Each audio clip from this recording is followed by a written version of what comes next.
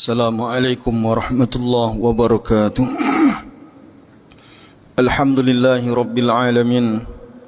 Wassalatu wassalamu ala asyrafil anbiya'i wal mursalin Sayyiduna wa maulana Muhammadin wa ala alihi wa sahbihi ajma'in.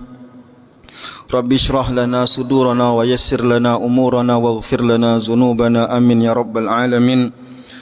Hadirin para mendengar yang dimuliakan Allah Subhanahu wa taala, kita lanjutkan kembali pembacaan kitab An-Nasaih Ad-Diniyah wal Wasaya Al-Imaniyah yang disusun oleh Imam Al-Arif Billah Al-Habib Abdullah bin Alawi bin Muhammad Al-Haddad Al-Hadrami Al-Syafi'i. Dan kali ini kita sudah lebih separuh kitab ini kita bahas. Sekarang kita masuk kepada bab amar ma'ruf dan nahi mungkar. Sebelumnya kita sudah menyelesaikan pembahasan tentang zikir-zikir dan doa-doa. Kali ini kita akan membahas tentang amar ma'ruf dan nahi mungkar. Amar ma'ruf dan nahi mungkar adalah kalimat yang mungkin tidak asing di telinga kita, ataupun kalimat yang sering kita ucapkan, kalimat yang menjadi sebuah istilah di dalam agama kita, yang mana istilah ini sudah sering kita dengar penjelasannya, yaitu amar ma'ruf nahi mungkar. Jika kita terjemahkan ke dalam bahasa kita, menyuruh orang untuk melakukan yang baik dan mencegah orang melakukan perbuatan-perbuatan mungkar atau perbuatan yang tidak baik. Nah, kita coba lihat, kita akan baca ada beberapa subjudul yang ditulis oleh Imam Alawi Al-Haddad. Kita akan coba bahas satu persatu mungkin dalam beberapa pertemuan. Ada beberapa ayat kalau kita lihat dalam Al-Quran memerintahkan kita untuk senantiasa amar ma'ruf dan nahi mungkar. Yang pertama surah Ali Imran ayat 104, A'udzubillahi minasyaitonir rajim. Wal takum minkum ummatun yad'una ilal khairi wa ya'muruna bil ma'ruf wa yanhauna 'anil munkar wa ulaika humul muflihun. Hendaklah kalian, kata Allah, menjadi umat yang mengajak orang-orang berbuat baik, mendoakan ataupun mengajak orang berbuat baik, menyuruh orang untuk hal-hal baik dan mencegah orang untuk berbuat mungkar, dan orang-orang yang melakukan itu adalah orang-orang yang beruntung. Nah, ayat ini adalah ayat yang paling populer dalam bab ini, menjadi dalil ataupun dasar perintah untuk senantiasa beramar ma'ruf dan nahi mungkar. Di ayat lain kita juga bisa menemukan dalam surah Ali Imran ayat 110, Allah berfirman, Kuntum khaira ummatin ukhrijat linnas. Kalian adalah umat yang terbaik yang ada di bumi ini, yang Allah ciptakan. Ta'muruna bil ma'ruf wa tanhauna 'anil munkar wa tu'minuna billah. Menjadi manusia yang terbaik di mata Allah jika terpenuh 3 syarat. Yang pertama, amar ma'ruf, yang kedua, nahi mungkar, dan yang ketiga, beriman kepada Allah Subhanahu wa taala. Amar ma'ruf mengajak orang berbuat baik, nahi mungkar adalah mencegah orang berbuat kemungkaran dan beriman kepada Allah Subhanahu wa taala. Di ayat lain kita juga bisa menemukan dalam surat Taubah ayat 71, Allah berfirman, wal mu'minuna wal mu'minat ba'duhum awliya'u ba'din ya'muruna bil ma'ruf wa yanhauna 'anil munkar. Begitu juga di dalam surah Al-Maidah ayat 78 ayat 79. Artinya, di dalam Al-Quran kita akan menemukan banyak sekali ayat yang menyuruh atau memerintahkan kita untuk senantiasa menjadi orang yang amar ma'ruf dan nahi mungkar. Artinya begini ya, amar ma'ruf dan nahi mungkar ini sebagian ulama mengatakan hukumnya adalah fardu kifayah. Makna fardu kifayah artinya adalah bahwa setiap orang harus ada yang mewakili orang lain untuk mencegah orang berbuat buruk dan menyuruh orang-orang berbuat baik. Dan ini dikuatkan hadis Rasulullah sallallahu alaihi wasallam. Rasulullah bersabda, "Man ra'a minkum munkaran falyughayyirhu biyadihi." Orang yang melihat ada sebuah kemungkaran atau kejahatan atau kemaksiatan, maka hendaklah dia mencegahnya dengan tangannya. Tangan yang dimaksud adalah kekuatan, kekuasaan, dan juga apapun yang bisa mencegah. Fa illam yastati' fa bilisanih, jika kekuasaan tidak dia miliki, kekuatan tidak dia miliki, maka hendaklah dia mencegah perbuatan mungkar dengan lisannya, mendakwahkan ataupun menyampaikan mana yang benar, mana yang salah, menyampaikan yang salah bahwa itu adalah salah dengan keberaniannya. Fa illam yastati' fa biqalbi, namun tidak semua juga orang mampu untuk mengucapkan ataupun mencegah orang dengan kekuatan maupun dengan perkataan, maka yang terakhir tetap dia wajib membenci perbuatan kemungkaran dengan hatinya. Artinya tetap orang yang mendapatkan sebuah kemungkaran tidak boleh berdiam diri. Apakah dia cegah orang berbuat kemungkaran dengan kekuatan dan kekuasaannya, apakah dia seorang aparat, apakah dia seorang RT, RW, lurah, atau dia sebagai kepala suku, atau dia yang orang dihormati, dia gunakan alat-alat itu untuk mencegah kemungkaran, dan itu hukumnya fardu, artinya hukumnya wajib.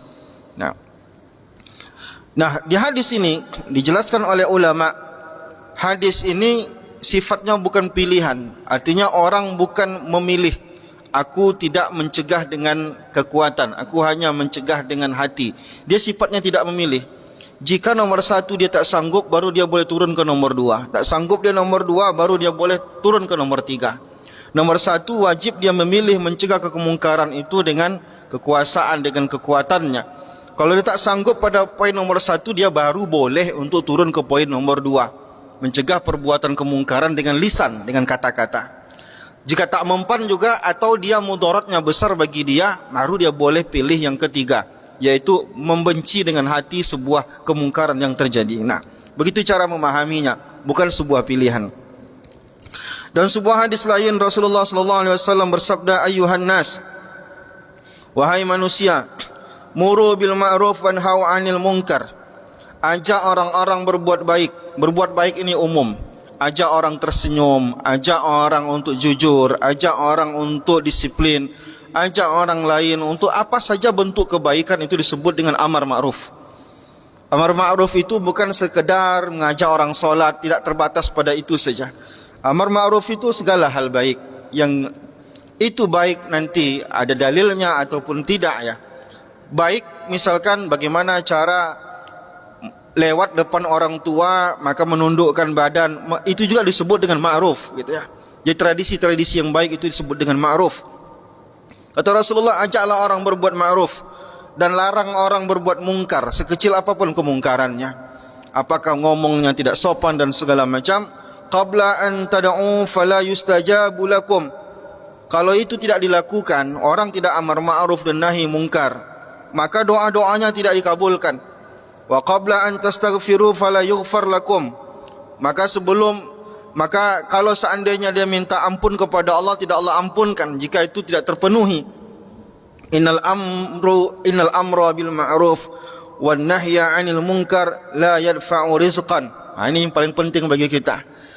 Amar ma'ruf dan nahi munkar ini berbeda dengan dakwah biasa. Kalau kita ceramah seperti ini, itu berdakwah biasa lebih aman.